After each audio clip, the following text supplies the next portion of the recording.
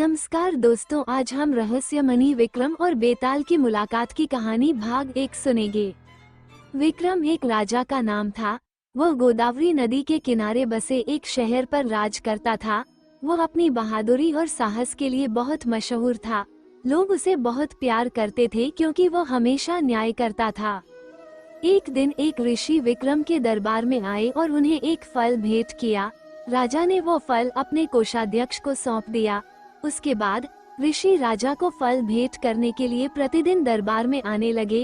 राजा को इस व्यवहार के पीछे का कारण समझ में नहीं आया। फिर भी उसने ऋषि के इरादे जानने की कोशिश नहीं की। लेकिन एक सुबह विक्रम ने महल की दीवार पर बैठे एक बंदर को देखा और उसे फल दे दिया।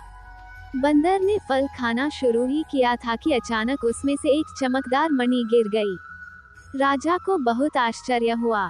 उसने तुरंत अपने खजांची को आदेश दिया कि वह भंडार में रखे सभी फल उसे लाकर दे। फल खराब हो चुके थे, लेकिन जब राजा ने उन्हें कुचला तो उनमें से प्रत्येक में एक कीमती मणि निकली। उदार राजा ने ये सभी मणि गरीबों में दान कर दी और ऋषि के दरबार में आने का इंतजार करने लगा। अगले दिन ऋषि एक और फल लेकर विक्रम के दरबार में गए। विक्रम ने ऋषि का स्वागत किया और उनसे पूछा, महान, क्या आप कृपया मुझे बता सकते हैं कि आप मुझे ऐसे बहुमूल्य उपहार क्यों दे रहे हैं? बिना किसी अच्छे कारण के मैं आपसे कोई उपहार स्वीकार नहीं कर सकता। ऋषि ने उत्तर दिया, मुझे आध्यात्मिक लक्ष्य के लिए एक बहादुर व्यक्ति की मदद की जरूरत है। क्या तुम मेरी मदद करोगे? विक्रम ने इस पर तुरंत सहमति जताई। तो ऋषि ने कहा, हे राजा, कृपया अगली अमावस्या की रात को कब्रिस्तान में आएं। ये यहाँ से 20 मील की दूरी पर है। मैं एक बरगद के पेड़ के नीचे आपका इंतजार करूँगा। विक्रम निर्देशों का पालन करने के लिए सहमत हो गए। उस रात विक्रम ने अपने सिर और शरीर को काले कपड़े से ढक लिया और किसी की नजर न लगने पर जंगल में नियत स्थान पर पहुँच गए। ऋषि उनका इंतजार कर रहे थे और उन्होंने उनसे कहा, राजा विक्रम, इस जंगल के दक्षिण में एक पुराना इमली का पेड़ है जिस पर एक लाश उल्टी लटकी हुई है। कृपया उसे मेरे पास ले आइए। राजा ने तुरंत ऋषि की आज्ञा का पालन किया और इमली के पेड़ पर पहुँचे। वहाँ एक लाश देखकर उन्होंने उसे काट दिया। जैसे ही लाश जमीन पर गिरी, वह जोर से हंसने लगी और एक अजीब सी आवाज के साथ हंसने लगी। राजा को एहसास हुआ कि यह एक भूत है, लेकिन साहसी राजा ने लाश को अपने कंधों पर उठा लिया और अपनी राजधानी की ओर चल पड़े। थोड़ी दूर जाने पर भूत विक्रम के कंधों से उतरकर अपने मूल स्थान पर भाग गया। राजा पेड़ पर चढ़ गए, भूत को नीचे उतारा और उसे अपने कंधों पर रखकर फिर से चलने लगे। तुम कौन हो? उन्होंने भूत से पूछा। मैं बेताल हूँ, भूत ने जवाब दिया और विक्रम से पूछा, तुम मुझे क्यों और कहाँ ले जा रहे हो? विक्रम ने उत्तर दिया, एक ऋषि ने मुझसे तुम्हें अपने पास लाने का अनुरोध किया है।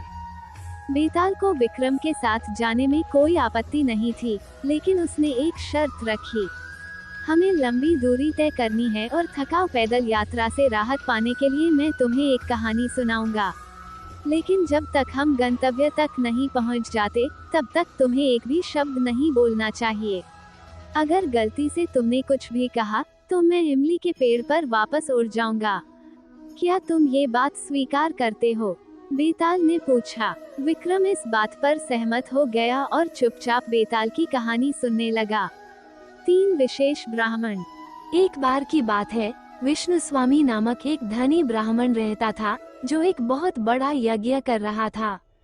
उसके 3 बेटे थे जो 3 खास चीजों के बारे में बहुत नखरेबाज थे। सबसे बड़ा बेटा खाने के बारे में नखरेबाज था, दूसरा औरतों के बारे में और तीसरा बिस्तर के बारे में। विष्णु स्वामी को अपनी बलि के लिए एक कछुआ चाहिए था, इसलिए उसने अपने तीनों बेटों को एक कछुआ लाने के लिए भेजा। उन्हें एक कछुआ तो मिल गया, लेकिन उनमें से किसी ने भी उसे छूने और घर वापस लाने से इनकार कर दिया, क्योंकि हर कोई दूसरे की तरह ही नखरेबाज होने का दावा करता था। फिर वे निर्णय लेने के लिए राजा के पास गए कि उनमें से कौन सबसे ज्यादा नकचढ़ा है। राजा ने उन सभी की परीक्षा लेने का फैसला किया। उसने पहले बेटे को बहुत ही शानदार तरीके से तैयार किए गए एक खास भोज में आमंत्रित किया।